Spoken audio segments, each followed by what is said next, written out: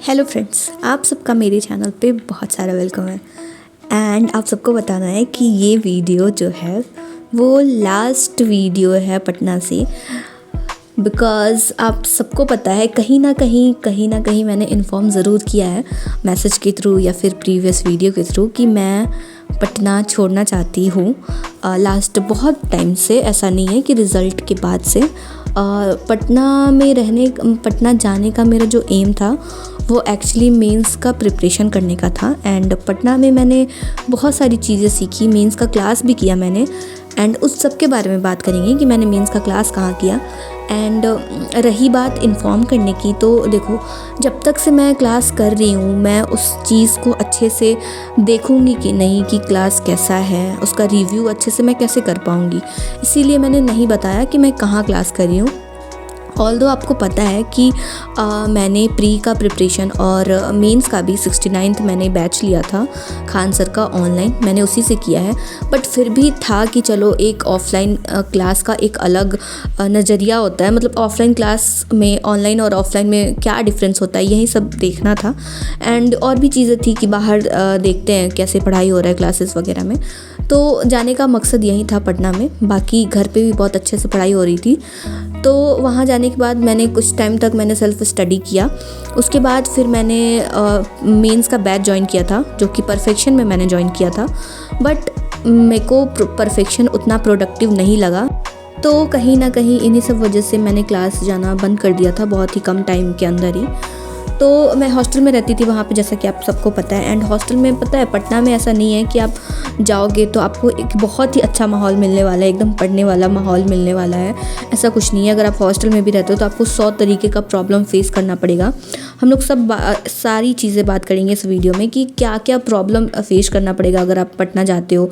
And आप अगर चाहते हो वहाँ अकेले रहना, हॉस्टल में रहना, तो देखो, सबसे पहले तो अगर आप पटना जाओगे, हॉस्टल आपको बहुत ही एक्सपेंसिव मिलेगा। मतलब अगर आप मिनिमम आप ढूंढोगे सिंगल रूम या फिर डबल रूम, तो आपको 6 कहाँ मैं बोल रही हूँ 7 से 8 हज़ार तक आपको मंथली पेमेंट रहता है करने का।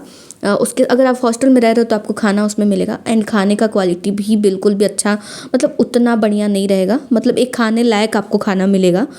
रोटी सब्जी वो उसमें भी जो बस लिखा रहता है, मेन्यू में लिखा रहेगा roti green veggies, but green veggies के नाम पे बस आपको आलू और 1-2 ग्रीन वेजिटेबल के नाम पे मिलेगा। वो भी जो सीजनल सब्जी रहता है वही डेली टू डेली रिपीट पे आपको मिलेगा। हॉस्टल में आपको इतना ज़्यादा मतलब देखो, हॉस्टल का रूम है, अगर आप सिंगल रूम में रहते हो तो वहाँ पे किचन को छोड़ के अगर आप सिंगल रूम में रहते हो तो आपको कंपार्टमेंट वाला रूम मिलेगा। कंपार्टमेंट वाला रूम, जैसा कि आपने प्रीवियस वीडियो में मेरा रूम देखा होगा, तो मेरे रूम में प्लाई से घिरा हुआ था। मतलब एक एरिया आपको दे दिया गया है, मतलब एक हॉल है, हॉल में 4 रूम बनाया हुआ है। अगर तो आपके रूम में बस आपका बेड होगा और एक टेबल में भी एक रैक रखने का जगह रहेगा, आपको इतना ही दिया जाएगा। सिंगल रूम के नाम पे आपको इतना ही रहेगा। एंड ऊपर से वो खुला रहता है और बाहर का जितना शोरगुल है वो आपके रूम में आएगा। एंड ऐसे में आप पढ़ाई नहीं कर पाओगे। फिर आप सोचोगे कि चलो अभी तो रूम में पढ़ाई नहीं हो रहा है, इतना ज़्यादा हल्ला होता है हॉस्टल में, किसको आप मना करते चलोगे कि हल्ला मत करो, हल्ला मत करो। जिनका, हाँ देखो, हॉस्टल में जिनका रूम दीवार वाला है, जैसे कोई डबल रूम में रह रहा है, तो उसको उतना आवाज़ नहीं जाएगा। बट उस पर भी पार्टनर पे डिपेंड करता है कि आपके रूम का जो पार्टनर है वो कैसा है। एंड मेरा, जब मैं वहाँ पहली बार गई थी तो मेरा कोई वहाँ ना दोस्त था ना मैं किसी को जानती थी, तो इसीलिए मैंने डबल सीटर में ना रहने के बजाय सिंगल रूम मैंने लिया था। बट गर्मी के टाइम में तो उतना प्रॉब्लम नहीं महसूस हुआ। हाँ, बट गर्मी बहुत था, बट वो तो एक अलग चीज़ है। बट हाँ, उस टाइम मतलब पंखा वगैरह चलता था तो उतना प्रॉब्लम नहीं होता था। बट हाँ, जब सर्दी का टाइम आया तो सबसे ज़्यादा दिक्कत होना स्टार्ट हुआ, क्योंकि पंखा बंद है, सब जगह का पंखा बंद है। कहीं एक छोटा सा भी हल्ला हो रहा है तो आपके रूम में आ रहा है आवाज़। मतलब आप कैसे उस माहौल में आप पढ़ सकते हो। फिर आप सोचोगे कि चलो लाइब्रेरी ज्वाइन करते हैं। लाइब्रेरी में भी इतना हाई फ़ी है वहाँ का, मतलब अगर आप शिफ्ट वाइज अगर देखा जाए तो आप 5-6 घंटे का लेते हो तो 600-700 रुपये लगेगा आपको लाइब्रेरी में। अगर आप मान लो कि 24 या 12 घंटे का लेते हो तो पर घंटे के हिसाब से आपको 100 रुपया लगेगा, ऐसा। फिर ये हो गया। फिर वहाँ पे ये भी है कि मतलब देखो वहाँ पे जैसे क्लासेस वगैरह कर रहे हो, आप बाहर जा रहे हो, क्लास में भी है कि बस एक टाइम पास, मतलब मैं सच बता रही हूँ आपको, हमारी जो क्लासेस चलती थी परफेक्शन में 3 घंटे की क्लास होती थी, 1.5 घंटे की क्लास होती थी। 3 घंटे क्लास के पीछे आपको 5 से 6 घंटे देना होता था, जाना फिर आना फिर थोड़ा रेस्ट करना, फिर मतलब वो एकदम अप्रॉक्स 6 से 6 घंटा तो चल ही जाता था 3 घंटे के क्लास के पीछे। एंड क्लास में भी उतना प्रोडक्टिव नहीं होता था, जो चीज़ें आप पढ़ सकते हो खुद से। मतलब एक होता है कि मैंने मेंस का बैच ज्वाइन किया था, तो मेंस के पर्सपेक्टिव से पढ़ाना चाहिए, बट ऐसा कुछ नहीं था। ज्योग्राफी तो मतलब बहुत ही बेकार पढ़ाया गया था, मैं क्या ही बोलूँ, ज्योग्राफी का तो मतलब कहानी ही ख़त्म था। उसके बाद उसमें बस कहने की बातें थी कि आपको डेली आंसर राइटिंग प्रैक्टिस होगा। मतलब हम लोग आंसर लिख के देते थे, जमा करते थे, उसमें सारी की कॉपी पे गुड लिखा हुआ आता था। मतलब कुछ समझ ही नहीं आता था आंसर लिखे हैं वो क्या है, सही है गलत है, ना कहीं वहाँ किया हुआ रहता था, ना कुछ भी रहता था। बस एक जाता था, कॉपी चेक होके आता था, उसमें भी जा रहा है आ रहा है, वहीं जो टेस्ट हो रहा है वो कॉपी जा रहा है आ रहा है। बट अगर आप कुछ लिख के दे रहे हो पर्सनली, तो फिर पता नहीं वो आपको कॉपी मिलेगा नहीं मिलेगा। कभी कभी मिल भी जाता था, बट कभी कभी नहीं भी मिलता था। मतलब ये सारी चीज़ें थी।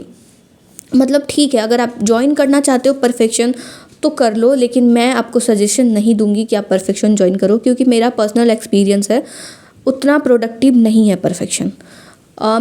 मैं फाउंडेशन बैच का बात नहीं कर रही हूँ, मैं मेंस बैच का बात कर रही हूँ, जो कि मैंने ज्वाइन किया। कितना गंदा लग रहा है हो गया कचरा, वो खड़िएगा। बाप रे बाप, 2 फ्लोर चलिए रे।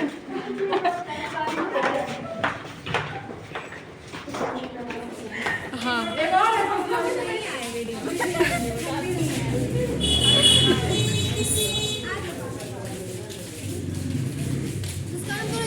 बना देंगे, ठीक है। तो ये मेरी फ्रेंड्स लोग हैं, और इसमें कुछ नीट की तैयारी करती है, कुछ बीपीएससी की करती है, कोई कुछ एसएससी की, कुछ बैंकिंग की। तो सब कुछ सब हर तरीके का प्रिपरेशन करते हुए, हर सारे एग्ज़ाम की प्रिपरेशन करते हुए लोग आपको मिल जाएंगे पटना में। एंड आज मेरा वहाँ से लास्ट दिन था, मैं वहाँ से निकल रही थी एक्चुअली सारा सामान वगैरह लेके। उसके बाद मे बी पटना जाऊँ ना जाऊँ पता नहीं, बट हाँ मैंने पटना फाइनली छोड़ दिया। एंड अभी मैं घर आ गई, मतलब अगले दिन। तो आते वक्त फिर मैंने सोचा कि ठीक है, अभी लास्ट के 1-2 दिन बचे हैं तो कुछ कर लिया जाए। तो फिर मेरे को अपना चश्मा का जो फ्रेम था वो चेंज करवाना था, ग्लास चेंज करवाना था।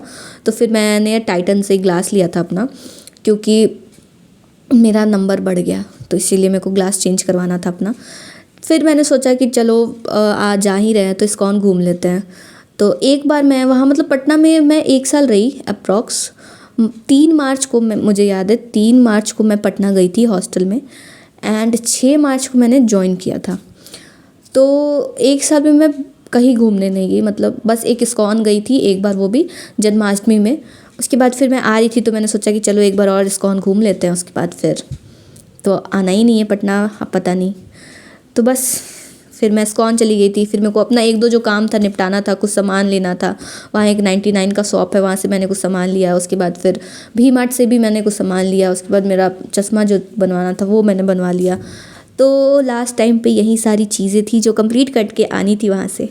तो बस, तो पटना में भी सब लोग पूछते हैं, मतलब बहुत सारे लोग पूछते हैं कि पटना रहे ना रहे, मतलब वहाँ रहना सही रहेगा नहीं रहेगा। तो देखो सिंपल सा बात है, अगर आपको सेल्फ स्टडी करना है और अगर आपको कोई क्लास ज्वाइन नहीं करना है ऑफलाइन, आपको सेल्फ स्टडी करना है टोटली, तो आप घर से भी कर सकते हो। आपके यहाँ भी लाइब्रेरी होगी, लाइब्रेरी कल्चर आजकल हर जगह है। मेरे यहाँ भी लाइब्रेरी है। मेरे यहाँ आने का भी मतलब यही था कि मैं घर जाऊँगी, जितना पैसा मैं वहाँ खर्च करके, उतने शोरगुल में, उतने कष्ट में, उतना मतलब ना तो एक अच्छा आपको खाना मिल रहा है, ना ही आपको एक अच्छा माहौल मिल रहा है, उन सब चीज़ों में इतनी सारी परेशानियों को झेलते हुए वहाँ रहोगे। उतने पैसे में अगर आप घर पे, उतना पैसा अगर आप सिर्फ़ और सिर्फ अपने ऊपर खर्च करोगे, अपने पढ़ाई के ऊपर, अपने बुक्स के ऊपर, अपने खाने पीने के ऊपर, तो उतने पैसों में आप घर पे रह के बहुत ही एक अच्छा लाइफ स्पेंड करोगे। एंड पढ़ाई पे भी आपको ध्यान अच्छे से रहेगा। तो बस, तो मैं अपने एक्सपीरियंस से बस यही बोलना चाहूँगी कि अगर आपको सेल्फ़ स्टडी करना है तो आप घर पे भी रह के बहुत ही अच्छे से कर सकते हो। उसके लिए ज़रूरी नहीं है पटना जाना। एंड आजकल आपको ऑनलाइन सारी चीज़ें मिल रही हैं, बुक से लेके कोर्सेज से लेके क्लासेस से लेके सारी चीज़ें आपको ऑनलाइन मिल रही है। आपको आपके गाँव में, आपके शहर में आपको लाइब्रेरी मिल जाएगा। तो पढ़ाई के लिए पटना जाना ठीक नहीं है, एंड खासकर बीपीएससी के लिए तो बिल्कुल सही नहीं है अगर आपको ऑफलाइन क्लास नहीं करना है तब।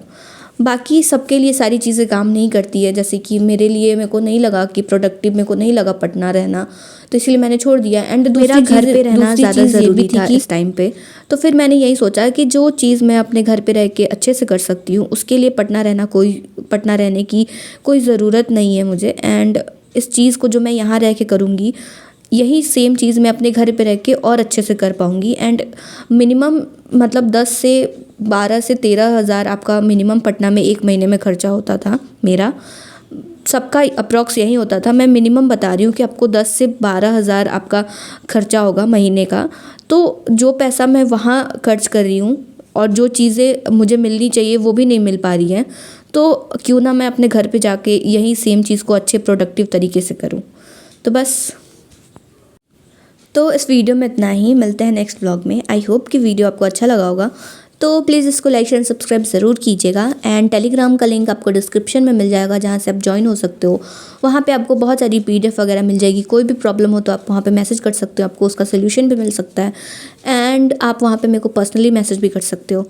तो बस, आई होप कि वीडियो आपको अच्छा लगा होगा, तो प्लीज़ इसको लाइक एंड सब्सक्राइब ज़रूर कीजिएगा। एंड कोई भी क्वेश्चन होता है तो आप कमेंट कर सकते हो। तो thank you so much, bye.